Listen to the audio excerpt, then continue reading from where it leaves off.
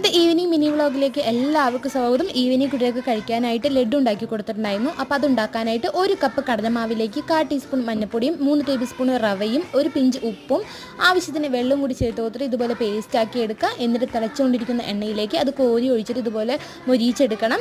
എന്നിട്ട് അത് സൈഡിലേക്ക് മാറ്റി വയ്ക്കുക. എന്നിട്ട് ഒരു പാനിലേക്ക് 1 ടേബിൾ സ്പൂൺ നെയ്യ് ചേർത്ത് കൊടുത്തിട്ട് അണ്ടിപ്പരിപ്പ് മുന്തിരി ഇതുപോലെ വറുത്തെടുത്ത് മാറ്റി വെക്കണം.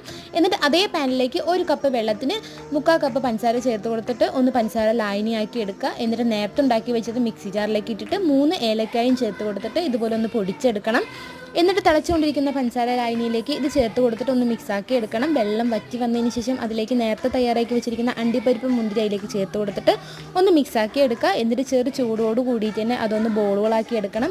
അപ്പോൾ വളരെ പെട്ടെന്ന് തയ്യാറാക്കാൻ പറ്റിയ ഈ ലഡ്ഡു എല്ലാവരും ട്രൈ ചെയ്ത് നോക്കുക. ഇന്നത്തെ മിനി വ്ളോഗ് ഇത്രയെന്നുള്ളൂ. നാളെ മറ്റൊരു മിനി വ്ളോഗുമായി കാണുന്നത് വരെ എല്ലാവർക്കും ബൈ ബൈ. ചാനൽ ഇഷ്ടമാവുകയാണെങ്കിൽ ലൈക്ക് ചെയ്യാനും ഷെയർ ചെയ്യാനും സബ്സ്ക്രൈബ് ചെയ്യാനും